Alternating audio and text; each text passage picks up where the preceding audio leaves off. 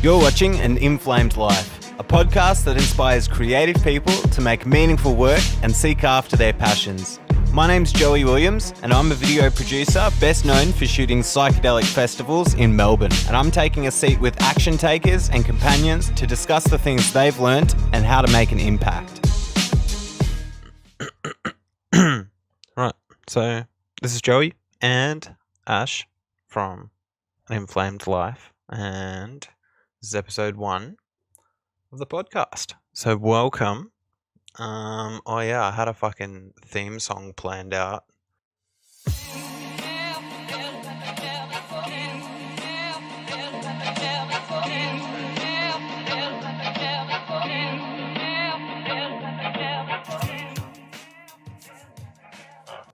So there's this fucking weird ass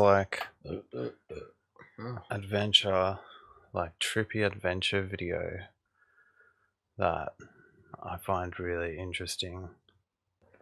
Wigs me out, but in a really cool way. A really good way. Is it that? Yeah, it's that. Oh no, it's not that. But that's that picture there, that's what it is. The red as well. Give this video a sus, man.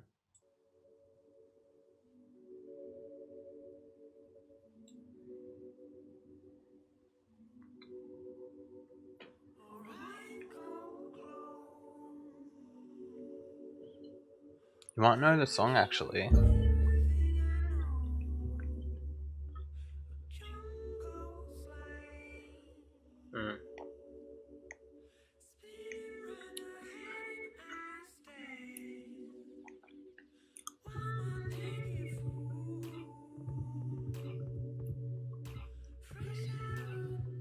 I love trippy stuff like this.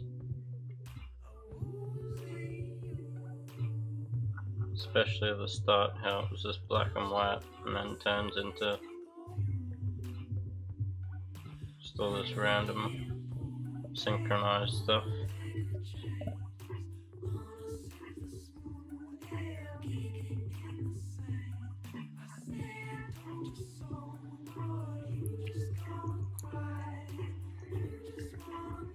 It's not exactly the one that I was thinking of, but this is still pretty cool.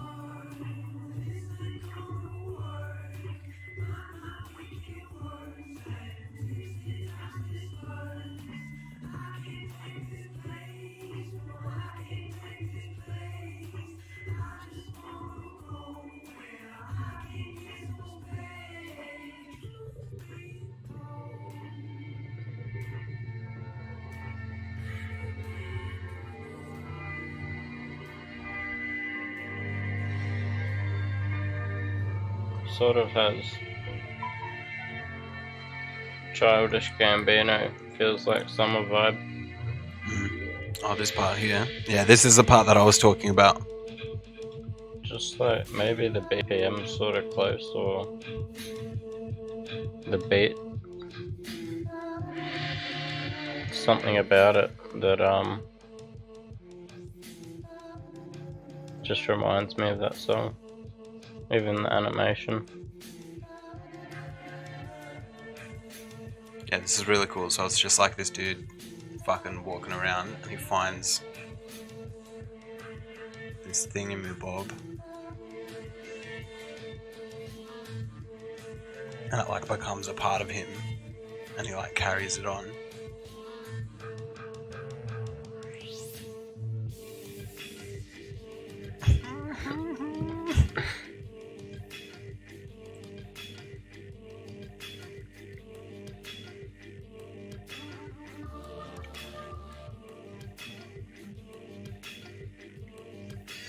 He's found the meaning of life. And he's trying so hard to run from it. But the truth, you can't run from. So he's being weighed down.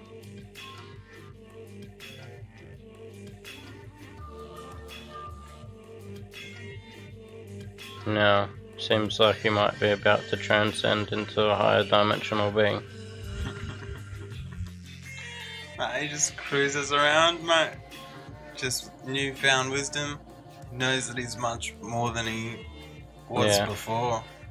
And he's just like walking. he just got tired of running Yeah. from his whatever Yeah, so that it's like, was. I'm just gonna fucking be here then. Whatever that was that was taking over. He was trying to run from it, and then at the end he just accepted it, and then it all went away.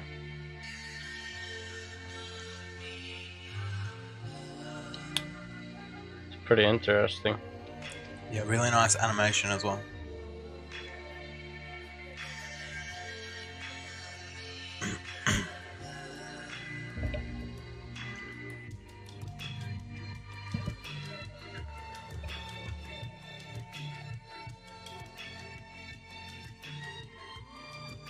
Yeah, so this is like a little bit different. So if you're listening to this podcast, then obviously you're just listening to some music, and that's pretty cool. But if you're watching, then this is a little bit the opposite of Joe Rogan, where he has the video down the bottom right and him as the main. We're just chilling in the corner here, man. You know.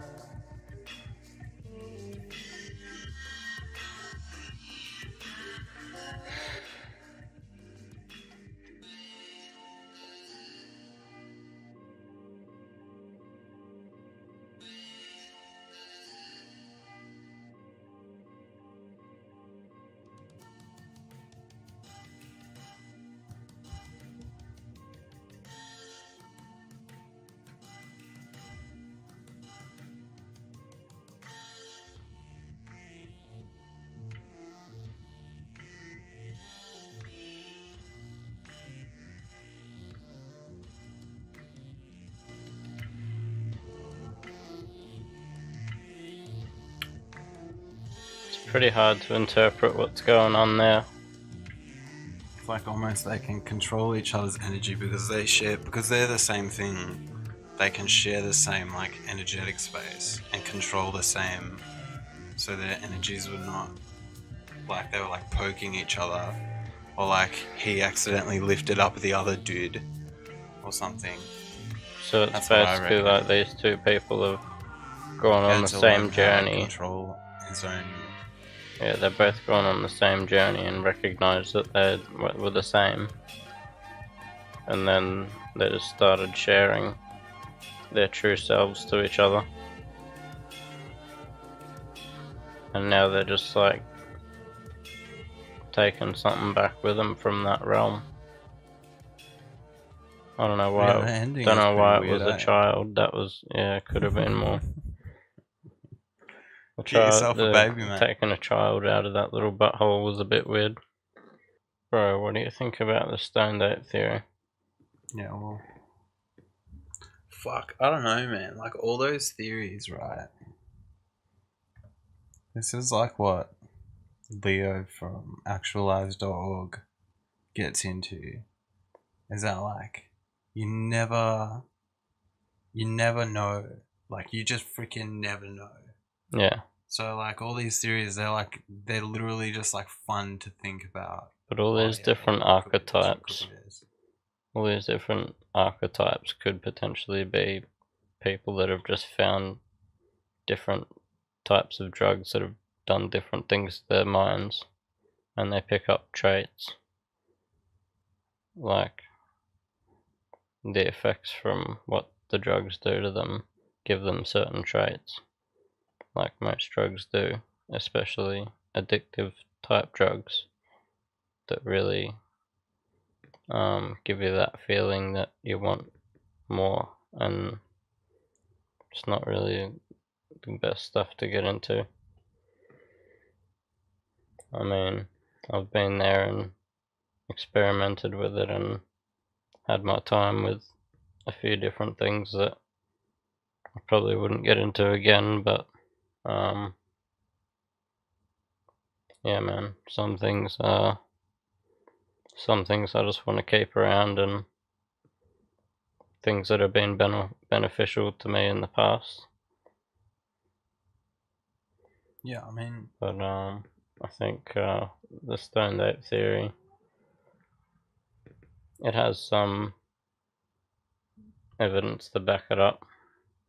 Like, obviously, it does change your perspective of reality, and there's a good chance that after a intense psychedelic experience, uh, a primate would have looked at the world differently and thought of ways to create shelter and tools, and started building like shelters and weapons and like stuff to fish and hunt. And that's basically the stoned ape theory. Yeah, so I don't know, to me it's like sort of in the same realm as was Jesus a mushroom? You know, it's like, was evolution caused by mushrooms? Or like, was Jesus a mushroom? It's like all in that same sort of like, yeah, you know, it's oh, like correspondence doesn't mean that like just because they correspond to each other and like you can find similarities in their histories like doesn't necessarily mean that it's actual like that causation. Like it doesn't mean that mushrooms were the cause of evolution just because you can see like, the maximum amount of mushrooms were like at this peak time, like when freaking all of this was going down. Yeah. Doesn't necessarily mean that that was the cause just because they like it could be a coincidence. I don't think mushrooms are Jesus, and I think the people that think that are silly, but it has some sort of relativity in the sense that the experience that it gives you might make you believe that, like, I don't think the mushroom itself is God, but the mind state that it puts you in and what it wants, like the best person that you can be, it represents that state of mind that Jesus represented.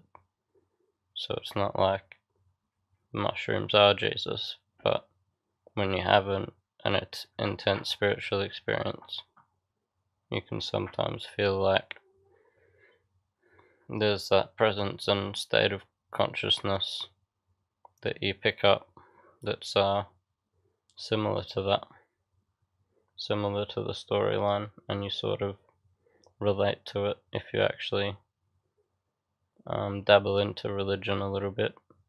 Like, obviously, a lot of it I don't believe in, and a lot of it's bullshit, but it's good to look at all aspects and all views of what I'm trying to get into, like trying to learn, because if I just take one approach, then it's sort of like a biased point of view. So you really need to like dabble into every aspect of spirituality and try and see like what works for you and what's relevant and what you think is going to help you the most. Yeah, that's a good point. Yeah, so it's like you can find truth, like you can find truth anywhere. So if you want to believe that freaking magic mushrooms, that monkeys started eating magic mushrooms, and that was the reason for their like intelligence and like exponential growth of the brain, and like possibly even the cause of consciousness. You're like, okay, then of course like that would make sense. Like, so it's sort of like confirmation bias. You're confirming your own psilocybin experiences by writing this backstory, right?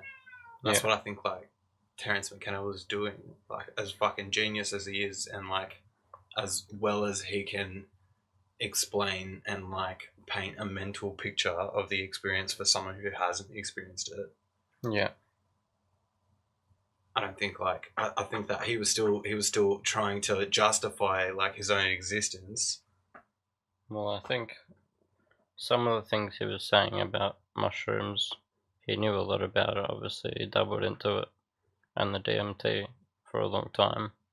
but some of the other things that he was trying to suggest, the ideas that he had were sort of like out of the box and not really.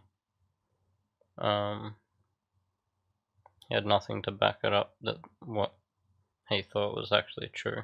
So that's when people started thinking that he was sort of just a lunatic. But when it comes to psychedelics, I think he really does know his stuff, and Yeah, the definitely. message that he tries to bring across about them is good.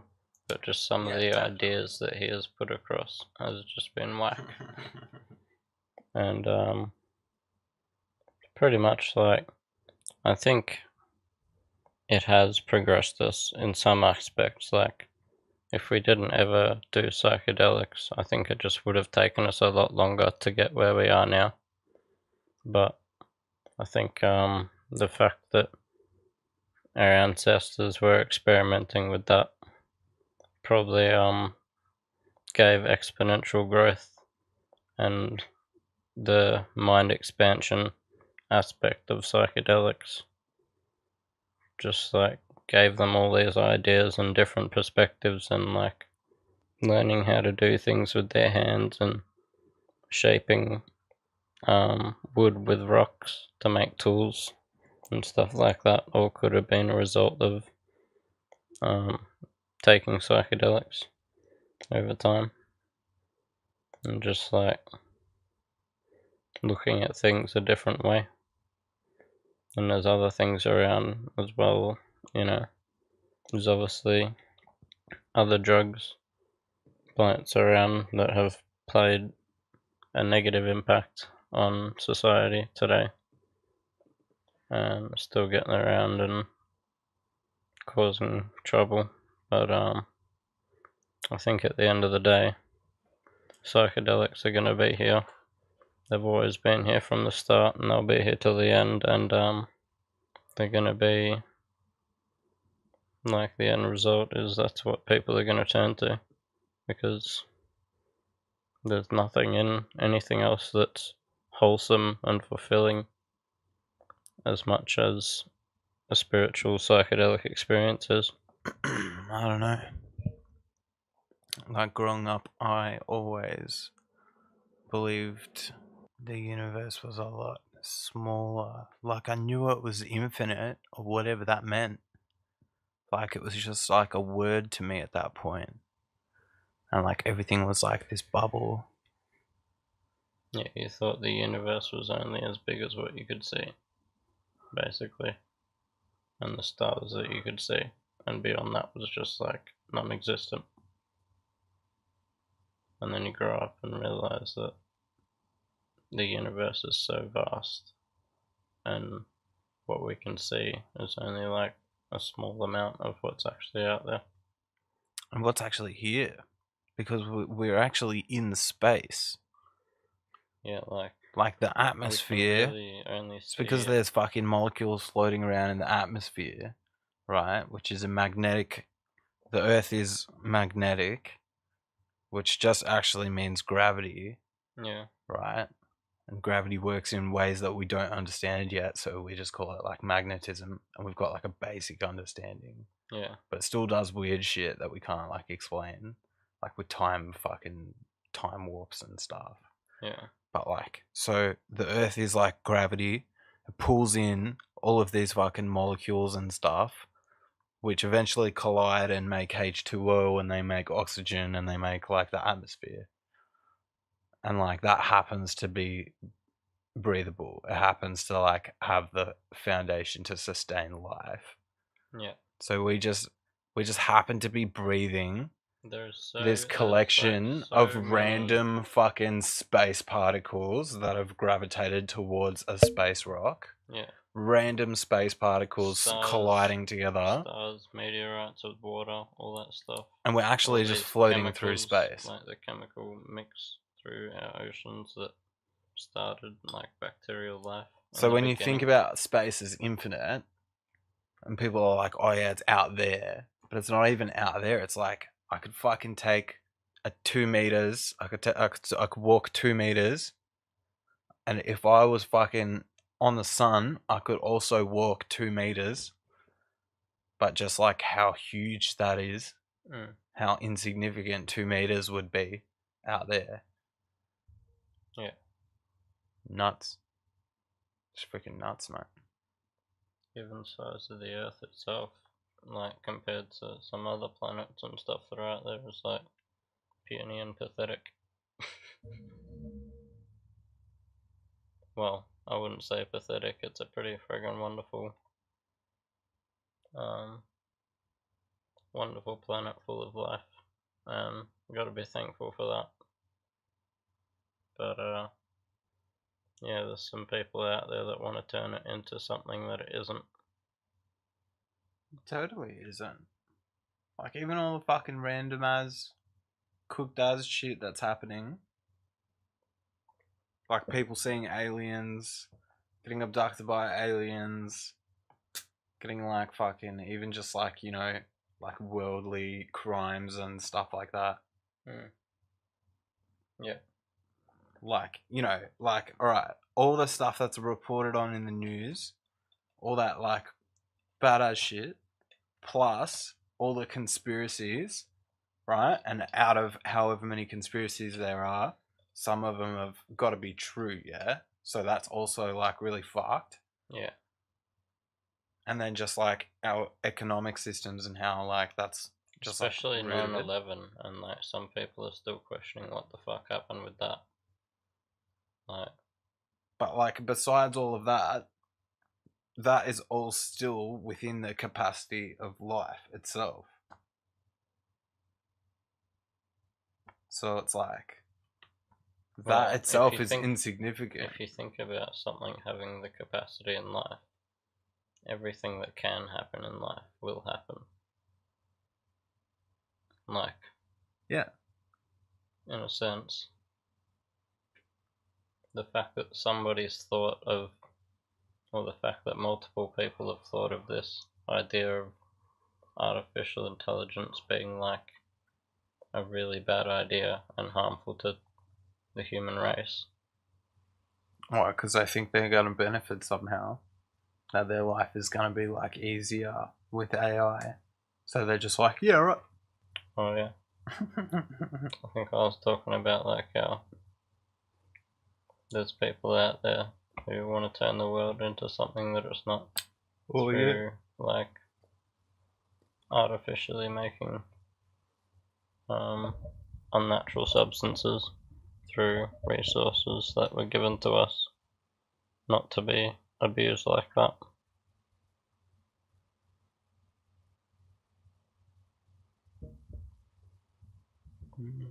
In the way that it has been with like select few people having all the money and all the power, and then like the rest of the billion people just have to suffer and work for people and make them money. Yeah, man. I don't know enough about like politics and economics to talk about it. But like there's something wrong.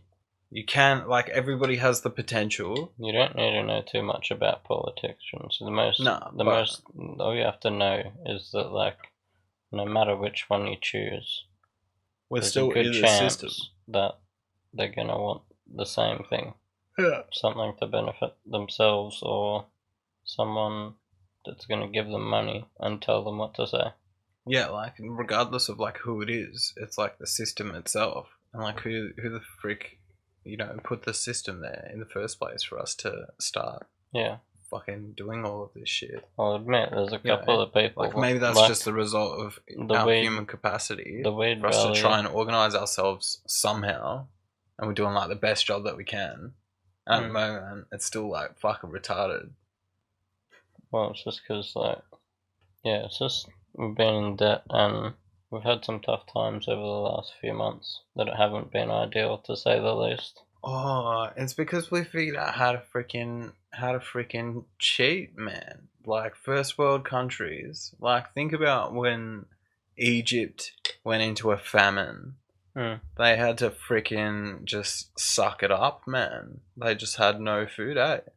Or if they fucking stole a piece of bread, they get stoned or something. Or like, you know, there's the Bible story of Joseph who actually came and freaking like told them all to store all their food for 7 years, and they stored it all up in these big ass silo things, like all this just grain, and then for 7 years their freaking land was like all destroyed and shit, and they just lived off like all their stash. They just lived off their stash. Why was their land destroyed? I don't know. Just freaking I don't know. It was just a gun. There was a famine. They just freaking couldn't grow anything. For another 7 years. Their crops failed 1 year, and they just had to go a whole year just like without crops. Yeah, well, basically, like that would happen to a normal person. They couldn't grow anything during winter or something. Yeah. They're grains, so if their crops happen to fail, they're just like, well, fuck. Yeah. We're just gonna have to freaking go hungry. See, whereas first world countries, because of money and just like, you know, freaking food imports and all of that shit that's going on, we figured out how to like cheat the system. Like, even though the country itself is broke, like we're in debt, that means we're fucking below zero. Yeah. We're still getting food imported, and we're still like functioning as a society off the backs of the world, you know, the whatever it's called, the International Monetary Fund, the IMF, who's just like loaning all this money out to like every country ever, and we're all in debt, and it's just like this one freaking company that is telling all the governments what they can and can't do, because if they fucking don't, they'll just be like, oh well, you owe us $20 trillion, so come and suck our dick, like. Yeah.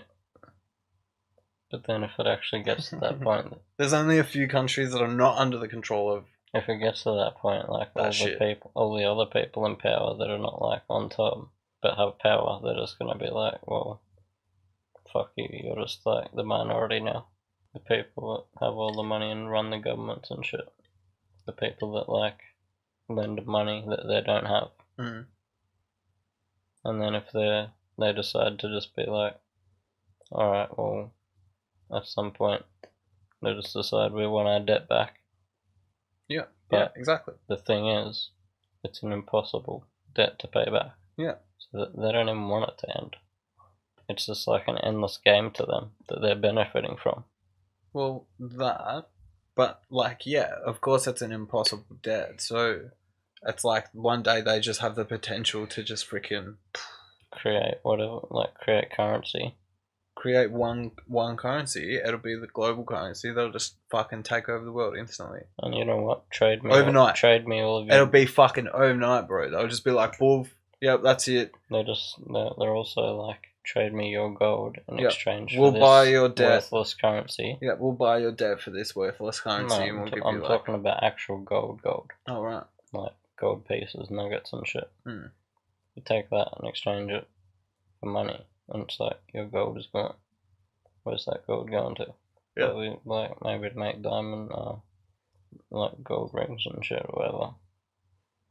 But, like, gold is the real value of the earth itself. Like, the currency that we've made is only so everybody gives their gold to one person, and they're just giving out paper currency. Yep.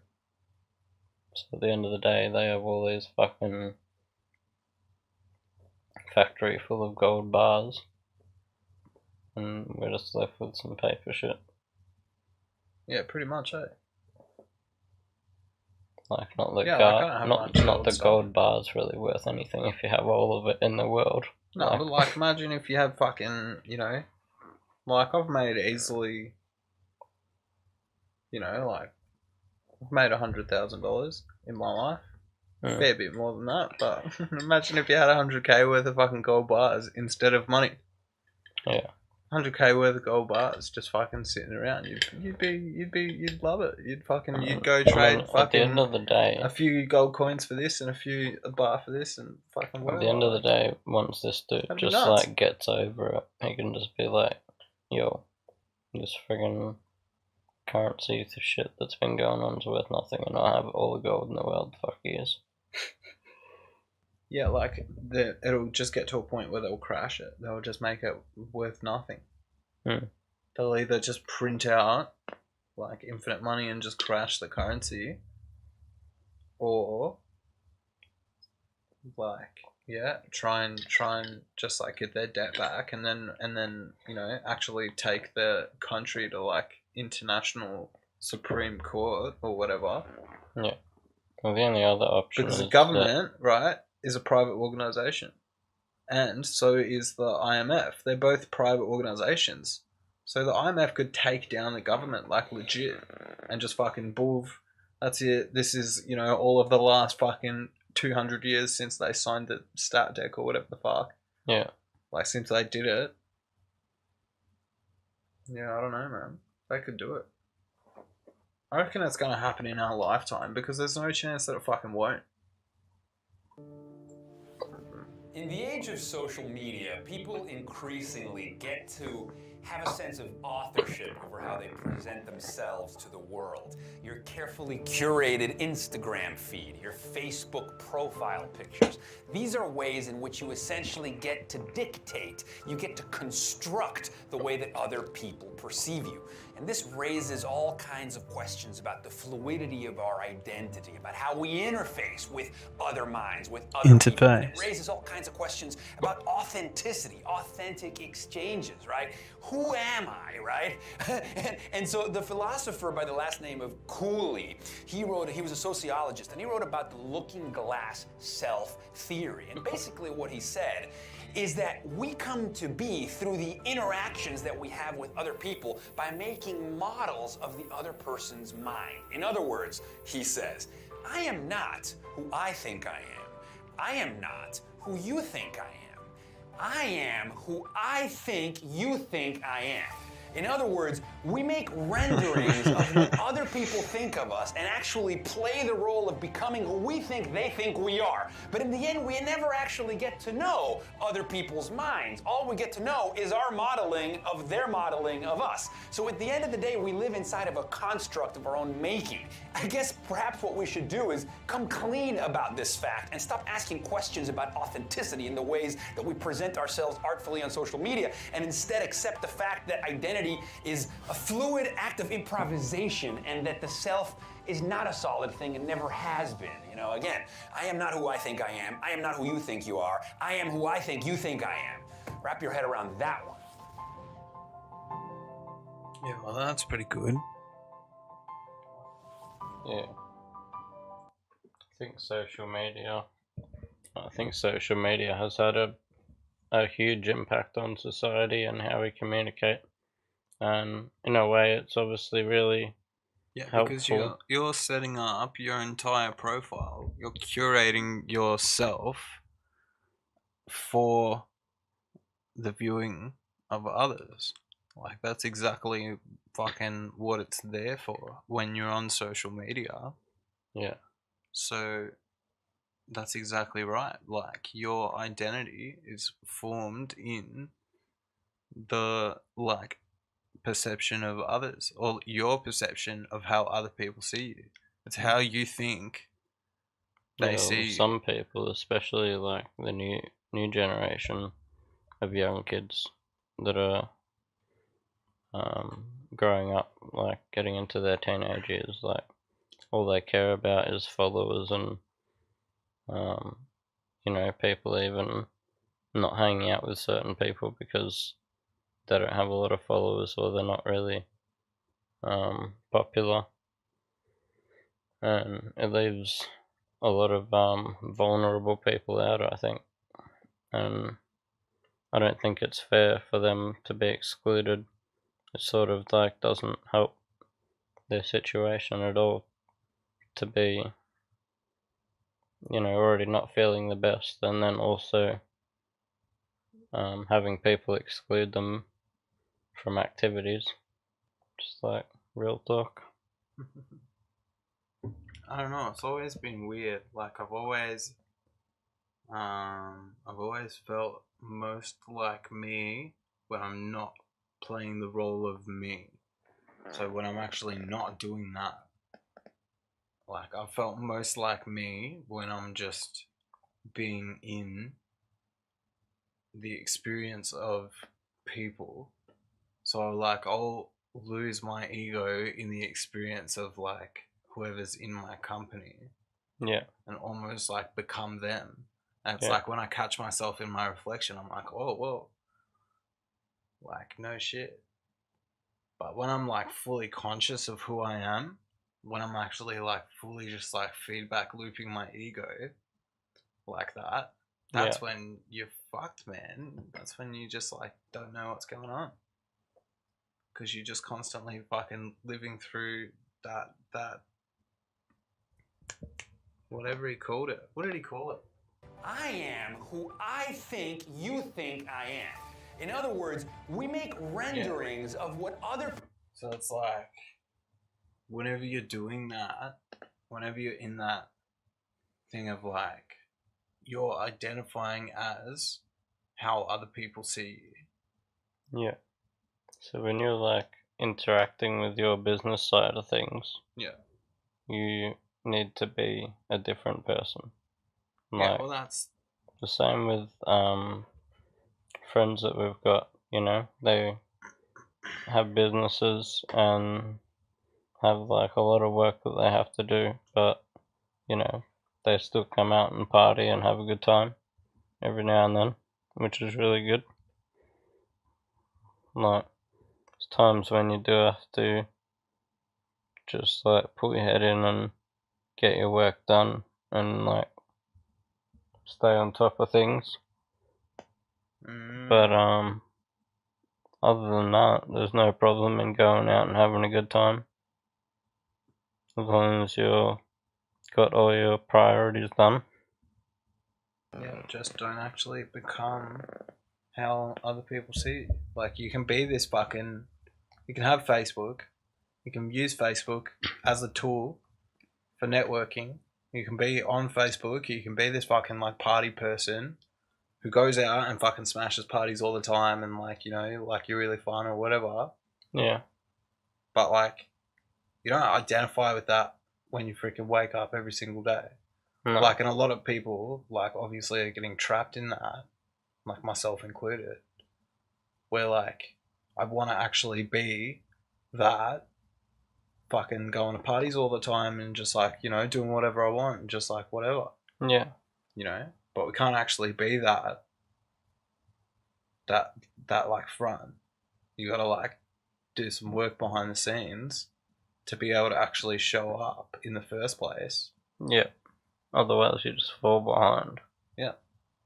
And that's when that mask will fall like so quickly is when you haven't done the work behind the scenes and you're fucking trying to show up as this like, oh yeah, sick, like Yeah.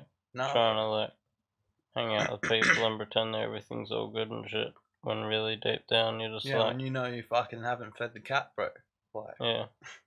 Yeah, that's a good analogy. like When you haven't fed the cat.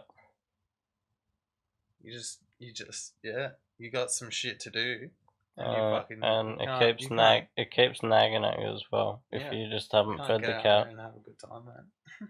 Yeah, that's really interesting.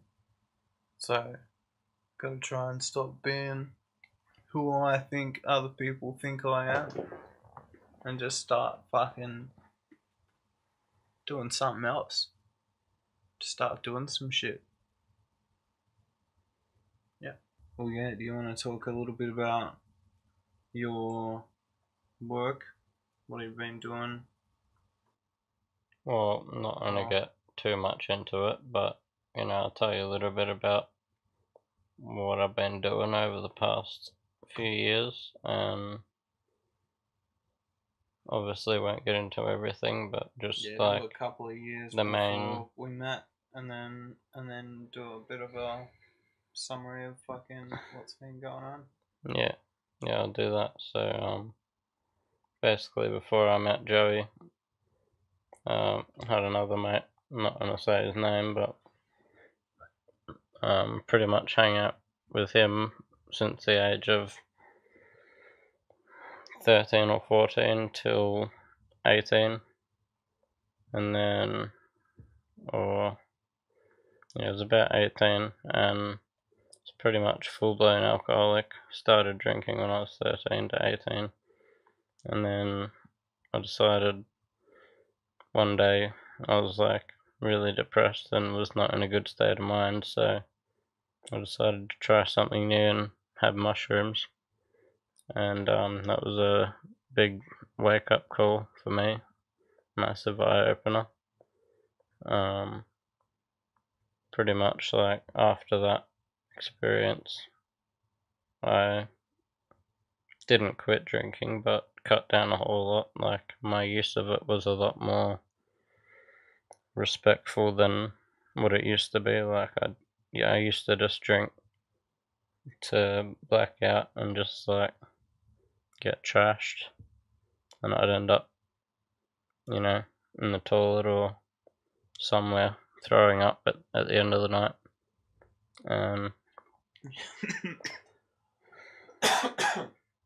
It's pretty much most of the fucking parties I went to when I was younger as well. Yeah, my mate that I used to hang out with, he was just like into that life as well, and was just interested in things that I tried to get into and sort of pretended to be me, but soon realized that I wasn't happy in that situation and just like drinking all the time and stuff. So I slowed down a lot and didn't like, I drink on occasion, but I only have a couple. And just like really into the other stuff now, which I do occasionally. But The other stuff, the good stuff. that friend that I had before I met Joey, he took me to a party 2 years ago with someone that he knew, and Joey happened to be there because he knew someone else that was there as well. And we just ended up talking and went out for lunch the next day, and then we took him home, and yeah, we just started hanging out after that, getting to know each other, learned some new things pretty quick, things that he had and things that I had that we experienced. It was pretty fun, and yeah, since then we've just been going on diffs together and having a good time. So the last 5 years since I had that first mushroom experience, I've basically just been a little bit obsessive about mushrooms and trying to learn how to identify them and doing a lot of research over the first 3 years until I was confident enough, and then just started going out and I could spot a good spot from like a kilometer away. So I just know like what to look for and stuff like that. I'm moderator on one of the psilocybin mushroom hunters, Australia and New Zealand, and people will hop on there. You can join and post photos of your mushrooms if you want them identified, and people will get back to you pretty much straight away. And I've been moderator at Inflame Life with Joey. Haven't really been doing much, but just been keeping an eye on it, and it's good that everything's been running smoothly and I haven't really had to make any adjustments or anything like that. So yeah. So yeah, no, that's the interesting thing is, like, you're allowed to take photos, so you're not allowed to pick them up. You can't go mushy picking. That's illegal. Yeah. Unless they're not the illegal mushies. You can pick up a whole bunch of inactive mushrooms. Yeah, and even have a few in there. And you could also pick up a bunch of poisonous mushrooms. Like Amanita muscaria, which is not illegal in Australia. Yeah. Right? Which is a little red and white mushroom. It's actually Well, they get pretty big, actually. There's a bad They're pretty reputation around it because But there's this it's actually propaganda. like poison. Yeah, well, people can die from it if it's just like taken in too high a dosage or not prepared correctly. But obviously, it's one of them things that people have been using for hundreds or thousands of years, and it's supposed to be not the best type, but it's apparently you learn some things from it. Yeah, so like people use it semi-recreationally or as like, you know, a home ritual style thing where like they'll trip on Amanita muscaria, but like they could potentially die from that. But that's like fully legal to trip or fucking, you know, you could purposely make a poison out of it if you cooked it like purposely the wrong way. You could like fully boil it down and concentrate it to the max to the point that it's just like actually lethal. Yeah. And use it. Like you could, like, obviously that would be illegal then once you've got a poison. So especially when you're doing anything like that. It's weird stuff. Anything that has the potential to overdose easily, you should always start minimal and then like absolute go there's plenty of recipes and guides on Google or Shroomy pages or whatever that will tell you step by step how to prepare the Amanita muscaria mushroom to consume. But even then, if you're going to be doing it for the first time, you should always start really low. Yeah, and just like do research. Just like fucking do your own research and figure it out. See if you can figure it out before you even do it. Yeah. You know, if you feel like, try to watch a video. Know what that is and what it does, and you try to watch a video if you can find one on it. Watch heaps of like trip report videos and stuff like that, and just get like, you know, what are the common themes with this thing? Like fucking like, what am I actually gonna like experience? Yeah. You know, even if things it doesn't like turn out the exact same, you know it's gonna be in that sort of like realm. Natural things like salvia, datura, and Amanita muscaria. Even though they have that potential, it's still something that I want to dab into and like just see what sort of. Pretty interesting ones. I think I would do salvia, but I'm not sure about datura. I'm not sure about Amanita really. I don't think that it'd be worth it. Like I just like freaking Lorenzo said that it's just like was really heavy on his stomach and that it felt like a dream. So it's kind of like delirium. Or you just like kind of whacked out or whatever. Like, it might be better off just trying it with a little bit of datura. Salvia would be freaking intense, man. I'm well, not sure about that. You know, salvia is legal in some countries. It's not really known to be physically dangerous. It's just like mentally. Yeah. It can leave an imprint because it's so intense and life changing. Yeah. And so, like, it's like something else for sure. It's like DMT. It's just like as soon as you smoke it before you blow it out, you just like in this other space where it's just like a dream sort of state, but a lot more real, and you feel like you're reliving. It sounds like it's more realistic than DMT. It feels like you're reliving past memories and stuff like that. Yeah, it sounds like it's fucking way crazier than DMT.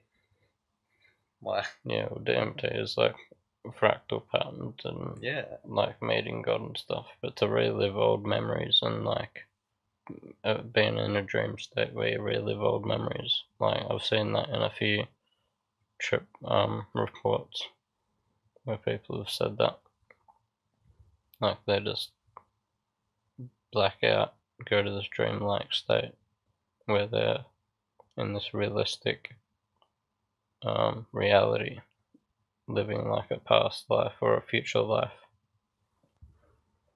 or even someone else's life.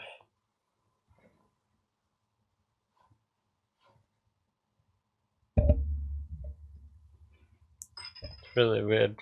Like, it's a strange drug. I wouldn't mind giving it a shot. Obviously wouldn't start off with like fucking 50 times extract, but you know, I definitely wouldn't mind just seeing what sort of a vibe it has. Yeah, well, fucking Hamilton Morris is like really into salvia. It's like basically his favorite drug or something. So yeah, that's pretty interesting because I like really dig that dude. Just like I'm up what for he's into. anything like once, but the things that Bro, and he's like you can easily overdose on are the things that you just and want he's to done be cautious of. shitloads. So he knows that you can't freaking die from it. So he's just like Who? Hamilton Morris. Oh, yeah. Because he's a chemist, right? So he knows fucking everything about it, in and out, like how it works. And he's just like, I pretty much know how deep I can go with this, eh? Like physiologically, Yeah.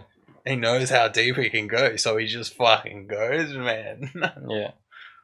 Yeah, I'd be really keen that'd be to. nuts. I'd really be keen to go on a bit of a psychonaut mission. Wow. We're gonna check out the deepest realms of like a 5 to 7 gram dose and like 5 tabs, and just see where my mind takes me.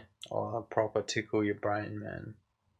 Yeah, but like I've been, I wouldn't say craving it, but I really think that I need it. You know, like a real, like a wake up call. Another one.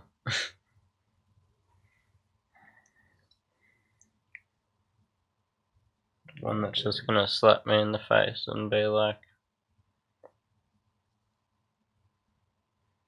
I don't know. It'll either tell me that I'm still on the right path, or it's just gonna slap me around and say, you've sort of been making some wrong turns here and there.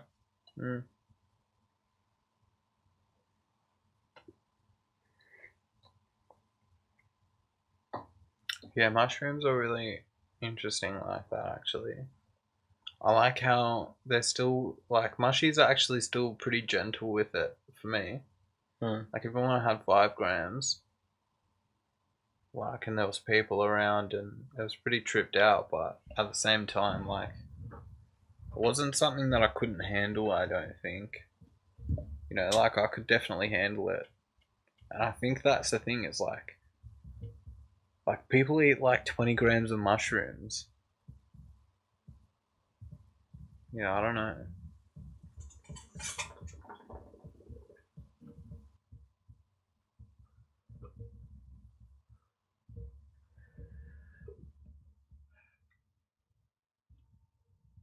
You gotta wonder how a lot of people say they only do up to 5 grams, and then there's some people who have taken up to 20, and you just couldn't imagine what the experience of that would be like.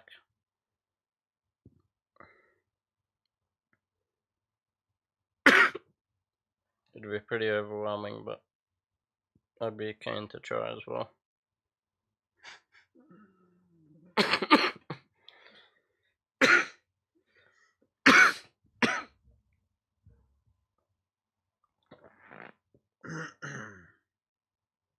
Yeah, so yeah. You pick mushrooms. So yeah. Yeah, I got some pretty good photography up on my Instagram of a few of my nice finds, which are all up there, so you can check them out if you're interested in what I do.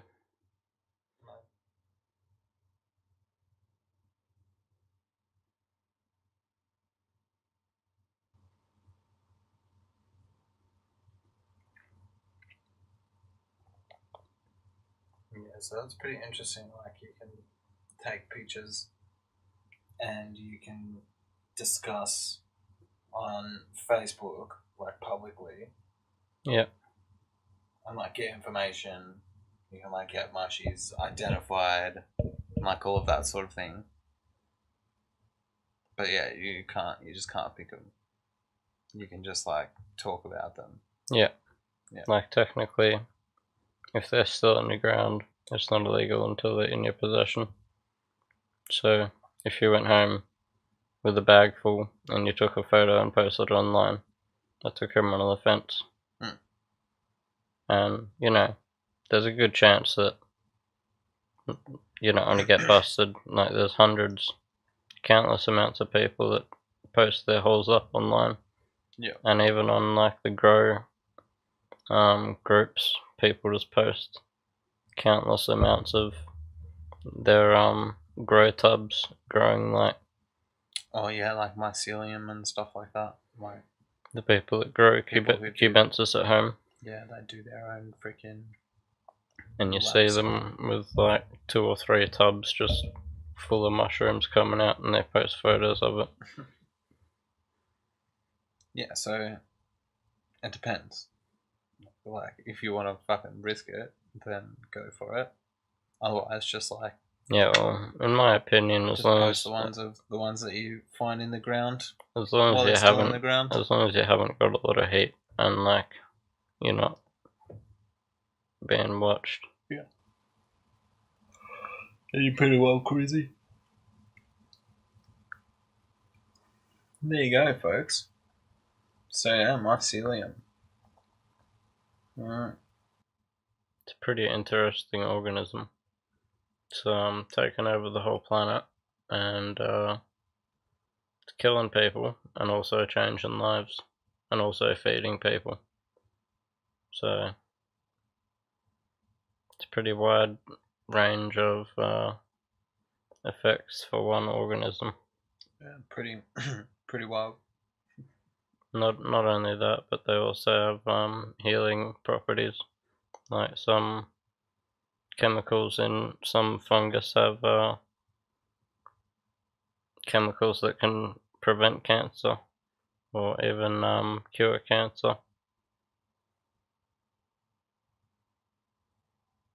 I don't know about that. It's pretty interesting as well. There's a guy, mycologist, his name is Paul Stamets, and he does a lot of research into it and goes to the Amazon rainforest and stuff and tries to identify new species of mushrooms and really analyzes the chemical structure of them and works with them to see if they have any medicinal value.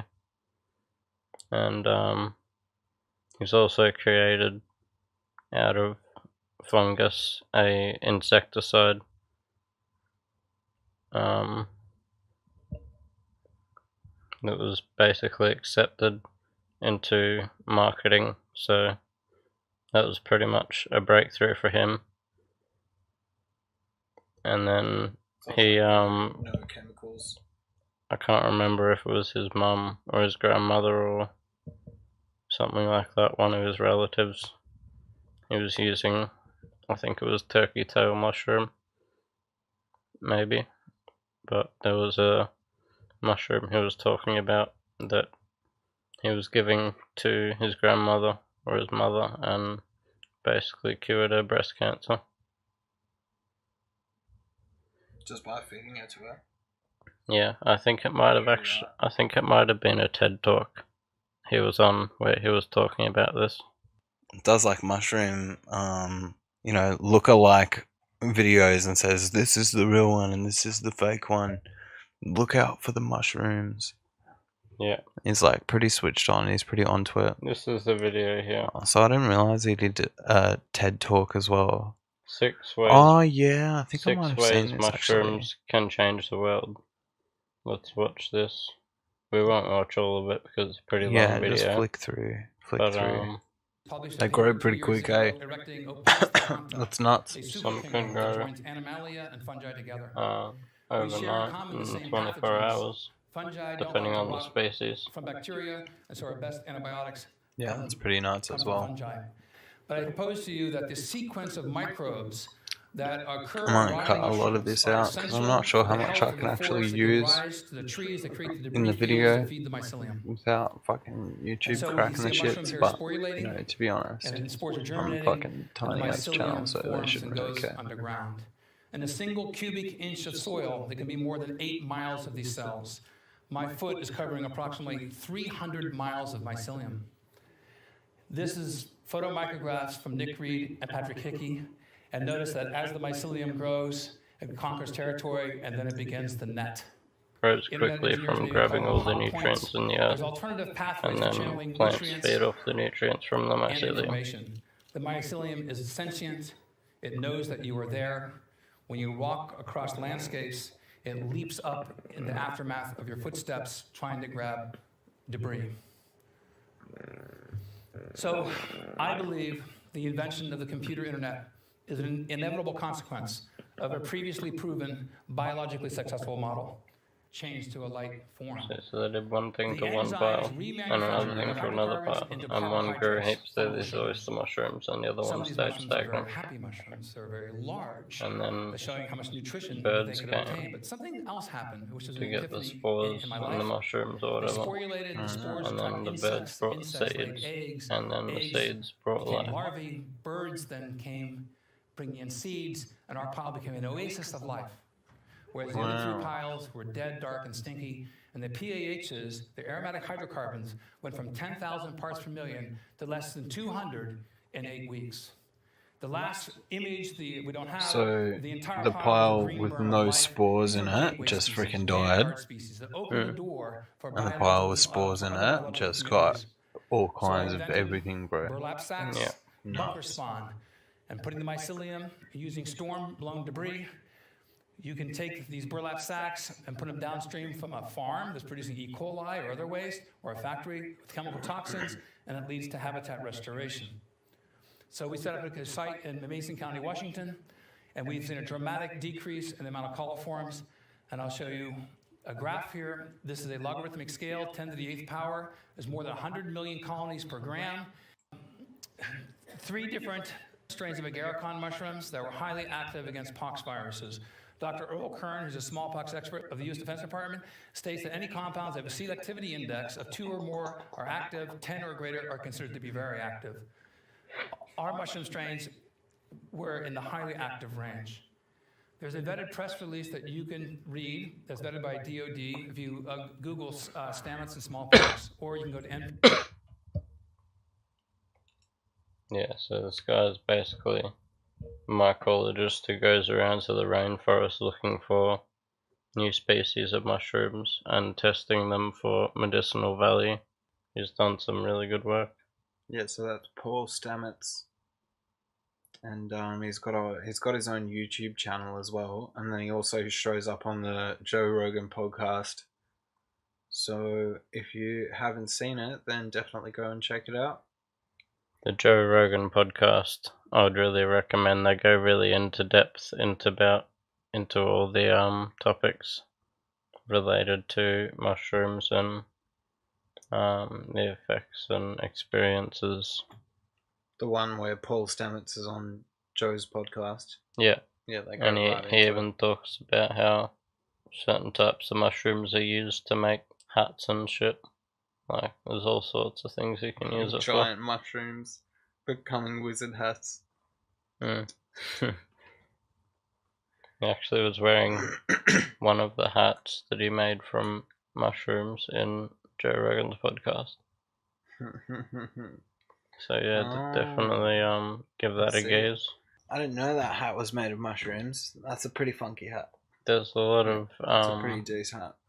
if you're interested in mushrooms and mycology, there's a lot of really interesting information in that podcast.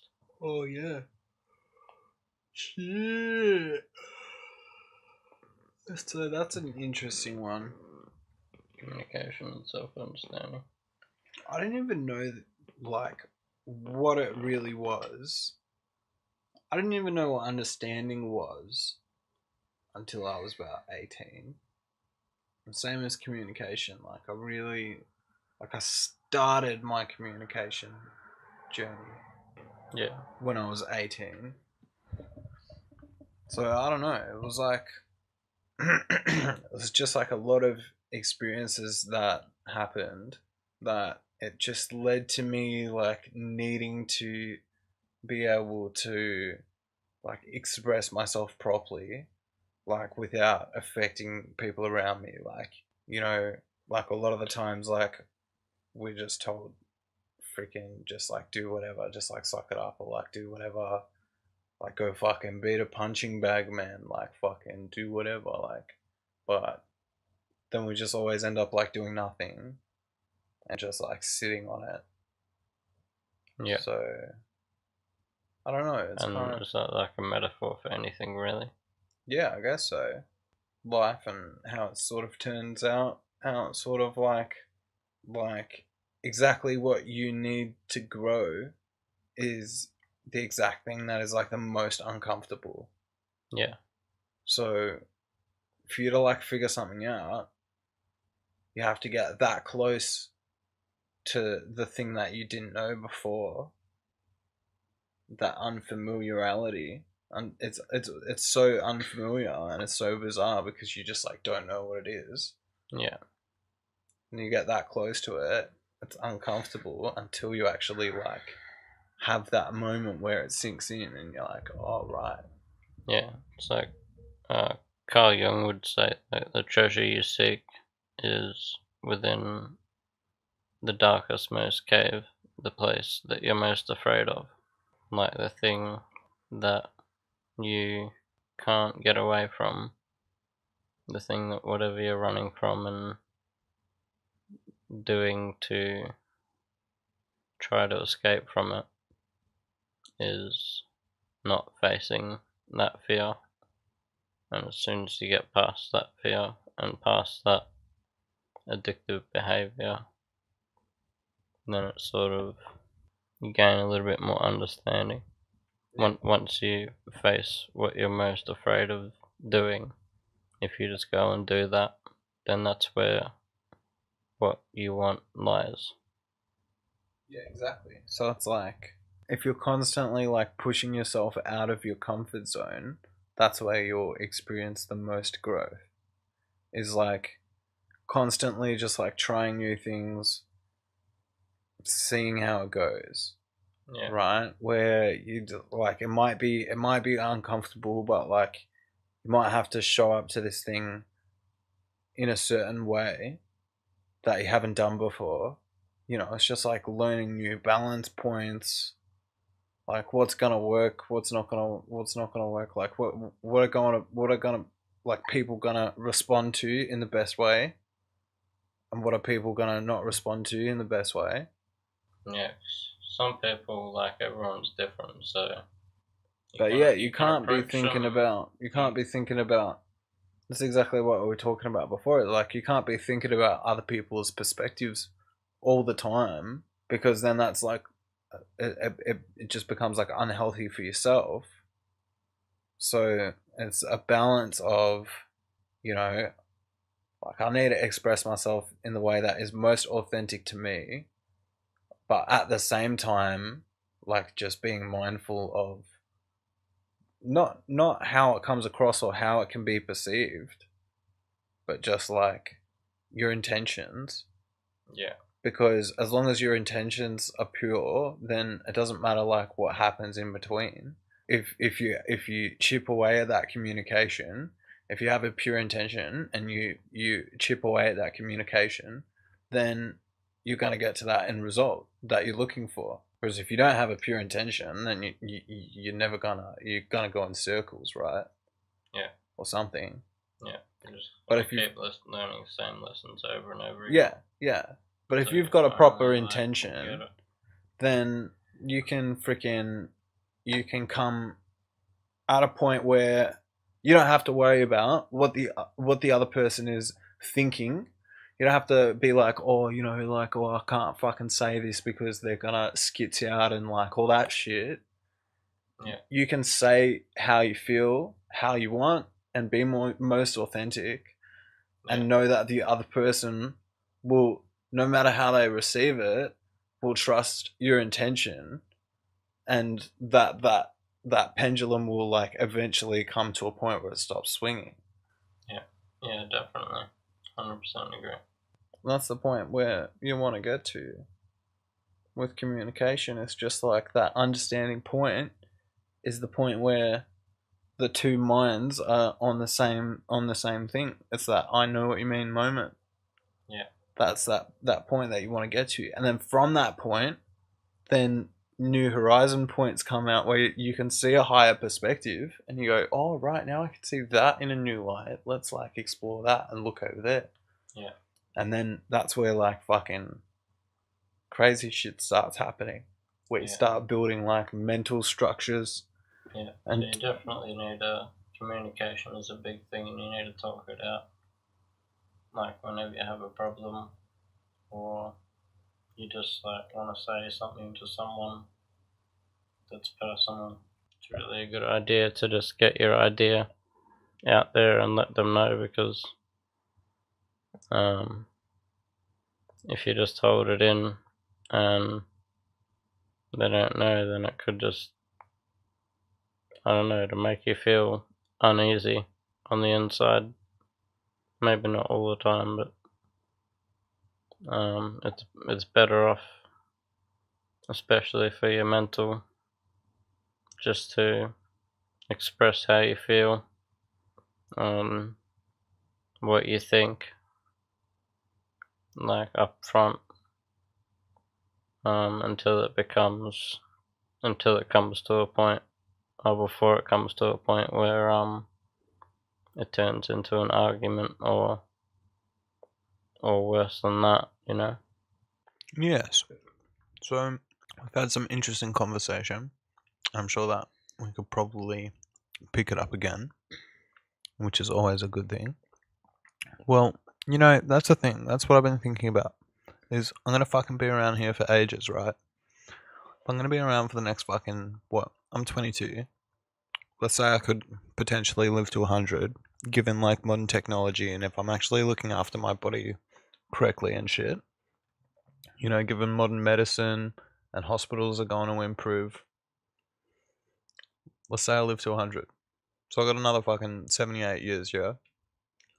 What am I going to do when everybody else is fucking all over the internet and just like getting funding off their podcasts and just like absolutely loving it, you know? And they got in way earlier than I did. It's like, nah, I'm not going to have that. I'm not going to fucking have that. I'm going to start right now.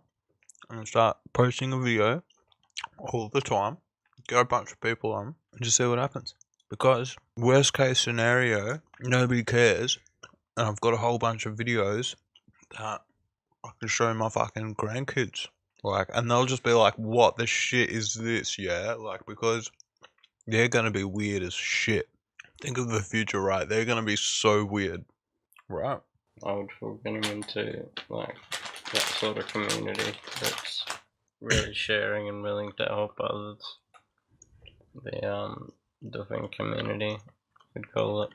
And yeah, man, whenever you go there, like I ran out of supplies one time, and the person next door, I only knew him when he rocked up, and before we left, he offered us $50 to stay around, which, you know, is pretty unheard of in any other situation. Like, other than Adadoof, is the only time he'd get offered $50 to stay around to hang out and have a good time. We're getting closer to something, and everyone's too scared to show who they are, to like show up like properly. They're all like fucking hiding behind statuses and doing all this shit when we have access to like legit any one of yous could go live. I see heaps of people going live like all the time, and it's amazing. Like, it's really, really cool. But there could be way more of it, and I want to be one of the people that is fucking just like showing up, and you can look at my face and you can hear my voice, and then you can decide what you freaking think, you know? Screw all this like Facebook shithouse fucking whatever's going on, mate. That's why I made Inflame Life. Join the group below. We've got a discussion going. There's 1,000 people in there, and they're pretty solid. Leaving their egos at the door, somewhat. Yeah, it's a good time. And Ash will be there. I'll be there. We'll do another podcast. Peace out.